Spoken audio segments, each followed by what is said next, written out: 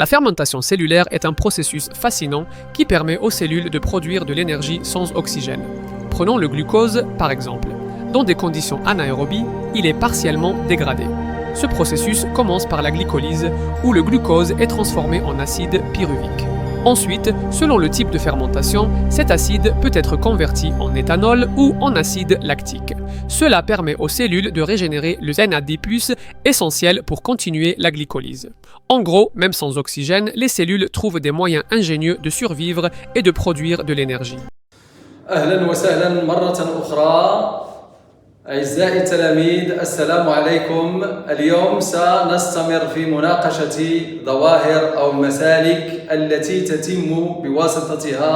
يتم بواسطتها تفكيك المادة العضوية. Rebonjour mes chers élèves, aujourd'hui nous allons terminer notre étude des voies métaboliques qu'utilisent les cellules pour dégrader la matière organique. On a déjà vu la voie aérobie qui est la respiration cellulaire et aujourd'hui on va entamer la fermentation cellulaire. Alors, la fermentation cellulaire est une voie métabolique anaérobie qui se passe dans le cytosol ou bien le hyaloplasme de la cellule et qui permet la dégradation partielle de la matière organique dans un milieu anaérobie, c'est-à-dire pauvre en oxygène. إذا فالتخمر الخلوي هو مسلك استقلابي حي لا هوائي والذي يتم على مستوى الجبلة الشفافة أو الهيلولة والذي يساعد على التفكيك الجزئي للمادة العضوية داخل وسط فقير من حيث الأكسجين أي حي لا هوائي. وكملحوظة نميز بين نوعين من التخمر الخلوي والمتمثلين في التخمر الكحولي والتخمر اللبني. Donc comme remarque, on distingue deux types de fermentation cellulaire, à savoir la fermentation alcoolique et la fermentation lactique. Alors, après qu'on a donné une petite définition de cette voie métabolique, on va passer aux équations de cette dégradation. Donc, comme on a déjà mentionné dans la première étape de la respiration cellulaire que la glycolyse est une étape commune entre la respiration et la fermentation, ici on va débuter par la glycolyse. Donc on a une molécule de glucose, toujours on utilise le glucose, C6H12O6, qui va réagir avec 2NAD+, et donner 2NADH+,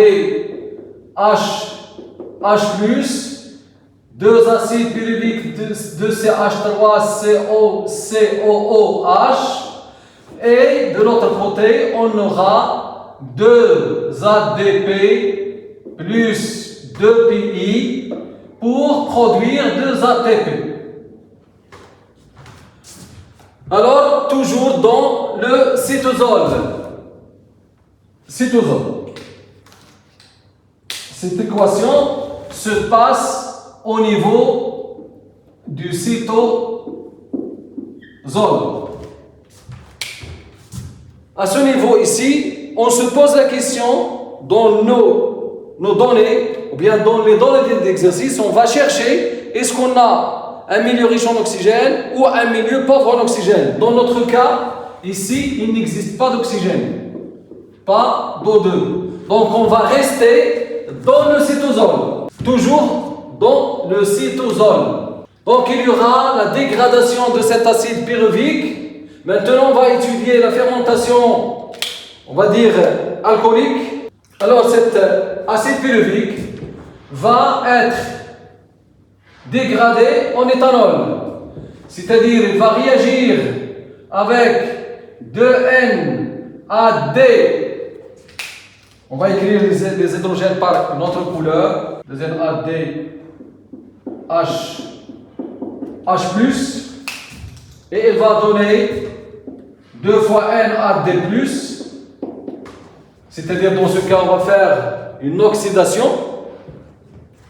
et on va produire de l'éthanol 2 fois CH3, CH2, OH. Comme vous voyez ici, on a 4 hydrogènes, plus les 2, on aura 6. Les voilà, les 6 hydrogènes. C'est-à-dire on a enlevé ces électrons, ces protons au composé transporteur pour les donner à l'acide pyruvique. De la même façon, lorsqu'on essaie d'équilibrer l'équation, ici on a 2 oxygènes, mais ici on a 6 oxygènes.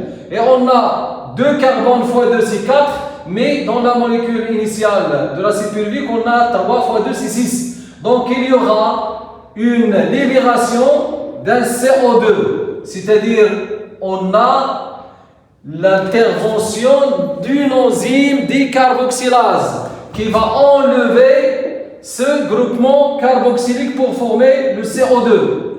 Ici, on a une oxydation. Ici, on a une réduction. Ici, on a une décarboxylation. Décarboxylation. Qui donne le CO2. Donc, au total, on reçoit un composé organique qui est riche en énergie car il est composé de 3 types d'atomes, à savoir le carbone, l'hydrogène, l'oxygène. Éthanol, qui est un résidu organique, riche en énergie. C'est pour cette raison il y a dégradation partielle. C'est-à-dire on n'a pas dégradé totalement le glucose.